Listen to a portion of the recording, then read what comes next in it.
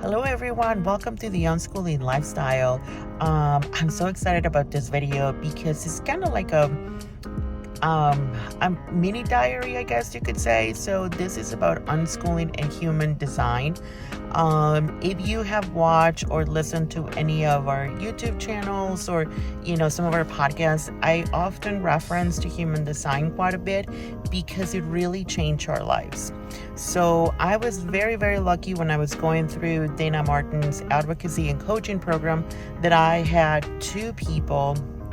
I was able to learn from them what human design was, and my friend Ilka, which hopefully we will see on our channel soon, and my friend Liv also. They were very insightful and gave me a door into human design, and boy, it really changed our lives, and I'll tell you why. So first of all, it gave me positive words to see myself in some of the things that I felt that were natural to me, but very unnatural to the rest of the world. For example, in human design, there are 5 types. So there are projectors, reflectors, generators, manifestors, and the hybrid, which that's me. I'm a manifesting generator. So for me and for the people that are like me, things, people would often say, when you tell them what's going on in your life, they're like, oh, you have too much going on. There's a lot going on there. And I often felt like, yeah, I do have a lot going on. And I didn't know how to explain it, but I felt guilty and almost shamed by other people by saying that I had too much going on and that I shouldn't be like that. For a long time, I just kept wishing that I had just this one hobby, right? Like whatever it was, even if it was freaking stamps, if I could just know everything about stamps and just know that that's my hobby and that's my passion, I was like, that's all I want to do, is just want to have one hobby so I could just, be able to tell people that's my hobby. But if you ask me what my hobbies are, there are far too many. And so when I learned about human design, it gave me those positive words and that positive framework to not only accept, the beauty of having multiple interests, but also to embrace that. To just not be afraid to say, sure, I have a lot going on, but you know what? It all ties together at some point, and I come in and out of them whenever I need to, and I have found so much relief in that understanding. The other aspect of human design beyond your type is authority. So what I know is I have an emotional authority, and I probably, it's probably almost be like, oh, it makes total sense. But no, when I tell you it makes sense, it's like I have lots of emotions. And for a long while, I was used to making decisions when I was in the wave of emotions. And I'll give you an example. There was one time when I was in undergrad, I had so much going on and I was so emotional, and it felt like the world was caving in. Seriously, like it felt like it was just done, right? And so I went into my computer and I completely withdrew from all of my courses. I had like 4 classes. I had full load back then. And I was like, I'm done with it. I'm done. This is it. No more. And so then, I went to bed. I withdrew from my classes. And I was like, I'm done. So the next morning, after the wave of emotions had gone, I was like, what did I do? So then I'm like, looking back, recapping what I'm doing. And I'm like, no, this isn't this isn't what I need. So I went back. I had to go back to the office of, like the administrative of the school. And the lady is like, how did you do that? She's like, you had to click like 4 times. Are you sure you want to, remove these courses from your profile? Are you sure you want to do this? And I'm like, I know, I'm so sorry. It was a mistake. And then she kept asking me, but how did you get through it? Like you had to really be sure. And I said, I'm so sorry. If you could please help me out. So she did. She was able to reinstall my courses. But boy, that was just like a lot. So that was the second part that human design kind of helped me understand a little bit, how much my emotions play into my big decisions.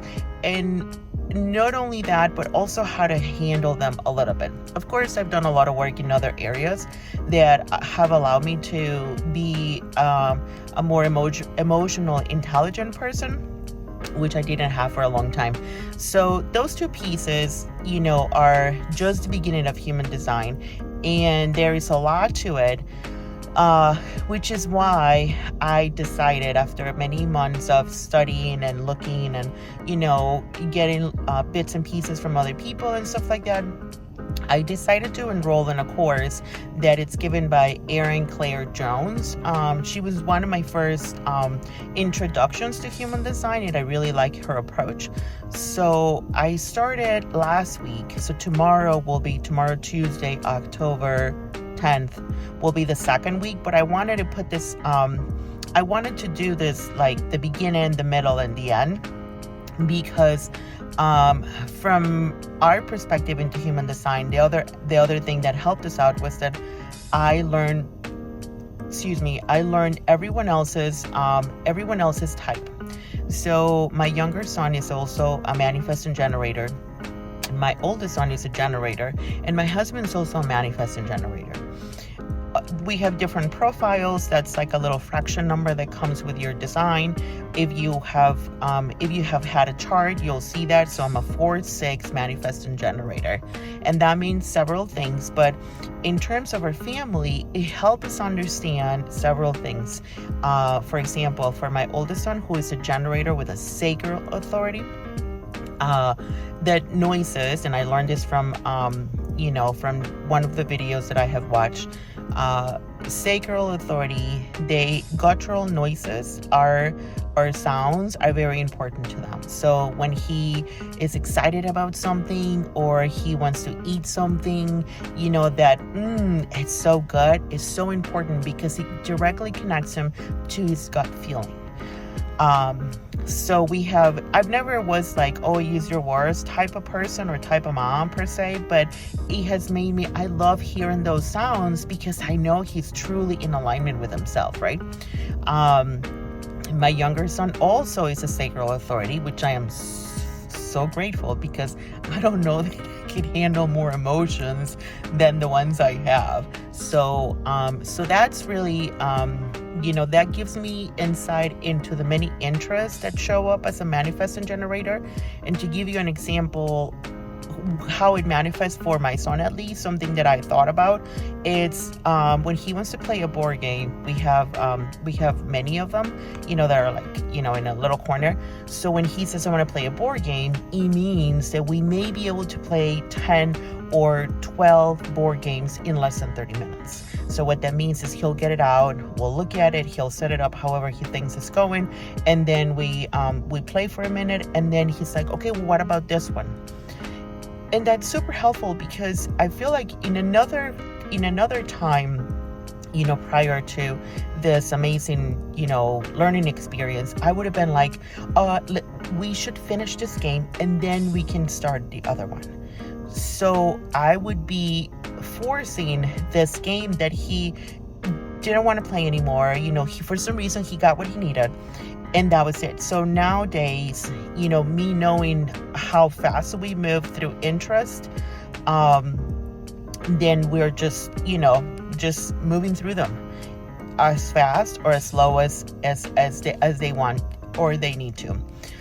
And the last piece, in terms of family relationships, it really changed the way my husband and I communicate with each other. I can talk hours on this, but I can tell you that the way we work right now, both of us being manifesting generators, there's a lot going on in our brains. I guess you could also say, like, we could be identified probably as ADHD per se, but I really like the human design aspect where it uses a positive words and positive framework to to describe you, because we are all unique and beautiful, and you should feel that way, like every day. So for our communications, when I'm thinking about something that it's like been brewing in my mind, and I'm just like going through it, and just like something else comes up and stuff like that, we both will talk to each other and say, are you ready? Are you ready to receive this information that has been in my mind for a while? Because it could feel like a lot. No, it doesn't just feel like a lot, it's a lot. So, and then furthermore, it's not only asking, but being okay if that other person says, you know what, can you just give me like 20 minutes, or let me finish this, and then I'll give you my full attention. Whereas before, I wasn't even asking. In him and I, we were both doing the same. We weren't really asking if we were ready to receive. So we were both give this tremendous amount of information, and the other person was not ready. So whenever I was met with sounds of like frustration, or like I call it the huff and puff, I would be like, excuse me? I'd be like, how, like what? No. So, so that's just one aspect. There are many more that have better our communication with each other.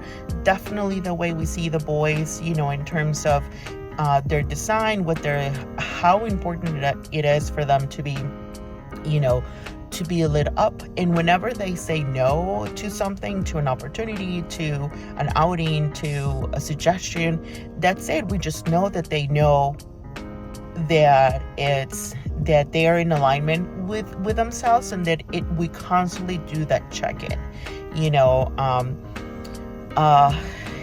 There's just a lot more to say on that. So the reason why I'm studying this course is to deepen my understanding of human design, but also because I see it as such a great platform for someone that's looking for a change, or if you're looking to understand yourself and perhaps other people around you. It makes such a huge difference. The last piece that I'll share is that my mom is a projector. Something about projectors is that they don't have their own energy, so they take in energy from their environment. But when projectors are not in alignment with themselves, they tend to resort to bitterness. I have noticed, I have reflected on my mom's life, or what I remember from being a child. And there is only one time, one specific time of her life that she was in alignment with herself for several reasons. She was intellectual about the work that she was doing, because she was learning a lot, and that was when she was selling insurance. So she was intellectual, but she was also being invited. And that's an important piece for projectors. They have to have that invitation for them to share their gifts, to share their knowledge. They're intellectual people. They are, from what I have learned, they are meant to be guides and teachers in some sort of way. So, but an invitation is important to them, as well as recognition. In the case of my mom, she was invited to share her knowledge and her gifts in that particular business, and she was also being recognized with several awards, trips, and just recognition. So she was truly, and she was thriving, right? Other things when she has not been in alignment is when we as a family, or in the past, we took everything for granted, right? My mom has done a tremendous amount of stuff for us, and we never really gave her the recognition that she deserves. So those pieces have allowed me to really honor her design and be intentional on, even when I call, or to ask her if she wants to go somewhere with us, I make a point to just make and craft that invitation for her so she can feel comfortable saying yes or no. Also, rest is very important for projectors, and I definitely see that in my mom. So lots more to come on that, but I just wanted to share our experience with human design and how it has helped our unschooling journey, as well as the relationships we have with the people that we are, in constant communication with.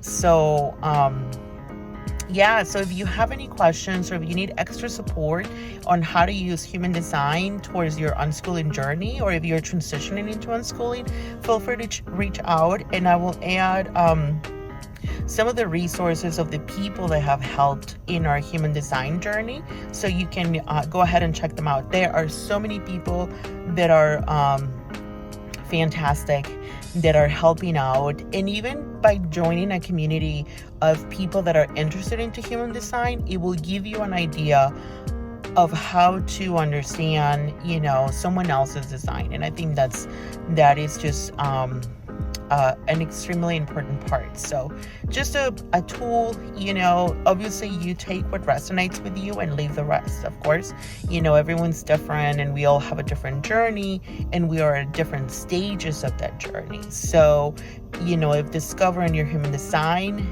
and unschooling are part of your journey, we are here because we love it. So I hope you're having a fantastic October.